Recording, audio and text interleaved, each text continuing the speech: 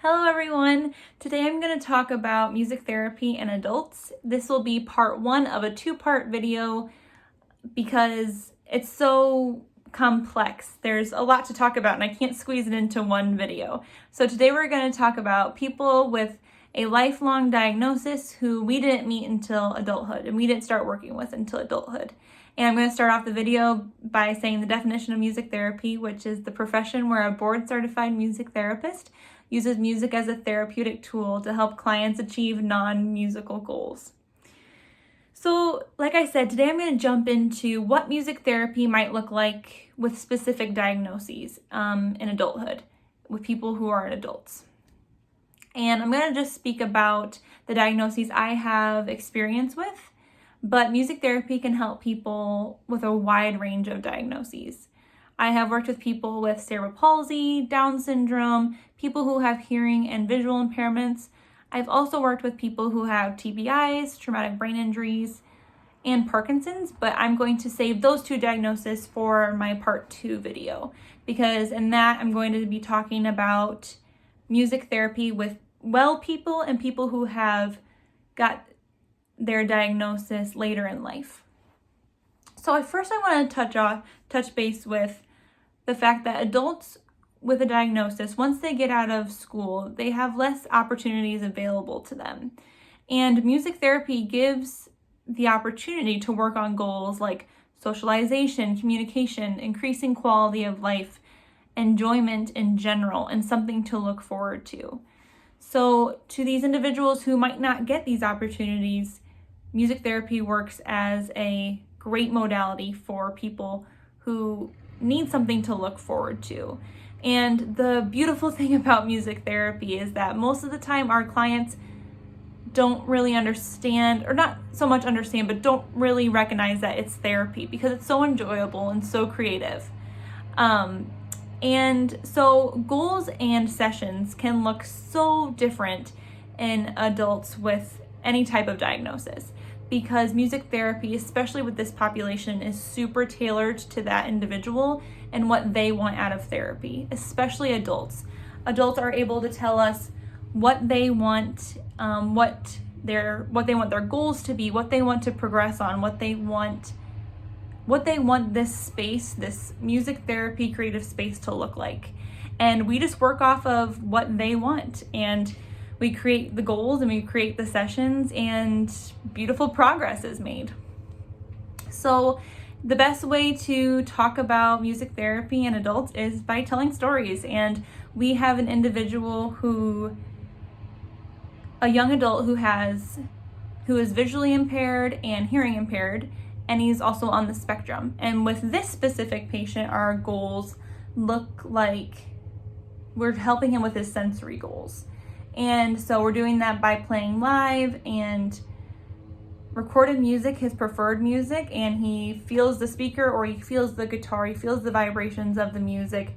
And we give him kabasa massages, so he's feeling the rhythm of that percussion instrument.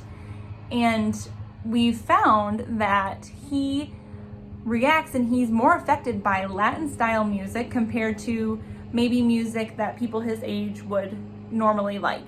And so we're trained as music therapists to notice that, okay, this style of music decreases his agitation when he's worked up way quicker and way more effectively than these styles of music.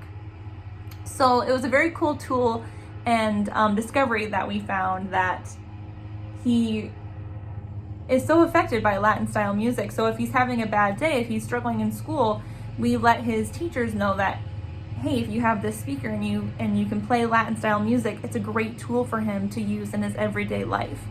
And we're making little discoveries every time and getting to know this individual each session, and it's very cool that we get to keep finding out really neat things about this one. So we have another client who has cerebral palsy. He's an adult with cerebral palsy, and with him, our goals focus on decision making.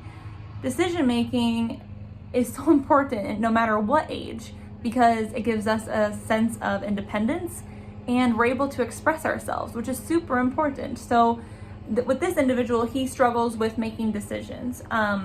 So we really work on that in our sessions, and it looks like me asking him Do you want to play soft music next or fast music next? Soft or loud, fast or slow?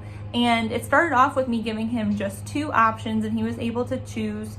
It took some time, but he was able to choose between the 2 options. Then it became more complex. I gave him 4 options. And then after he'd make that decision, I'd go into, okay, so should we do this specific song or this specific song? And so he was crushing all these goals. He was doing so great. So I moved on to asking him more open-ended questions. What should we do next?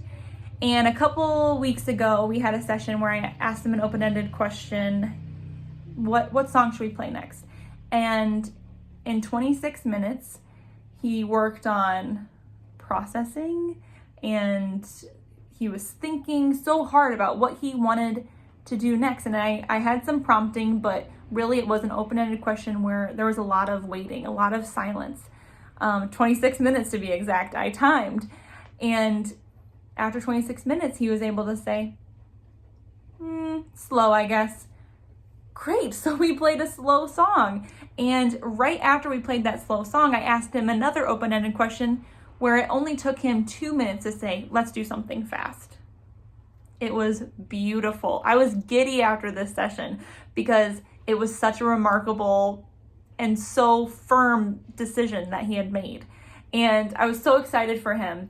And so we keep improving his decision-making skills, and hopefully how he feels when he's making decisions in music therapy transfers to his everyday life, so he's able to express himself and really tell his caregiver and everyday people that he runs into on the street what he wants, because it's so important. So that's just a brief overview of music therapy and adults who have a diagnosis lifelong that we haven't met until adulthood. It can look so many different ways, and that's another really exciting part of music therapy, is that no day looks the same, no individual looks the same, no session looks the same, and it's very exciting. So I hope to see you guys for part 2, where we talk about adults who have gotten a diagnosis later in life and well people. Have a good one. Bye.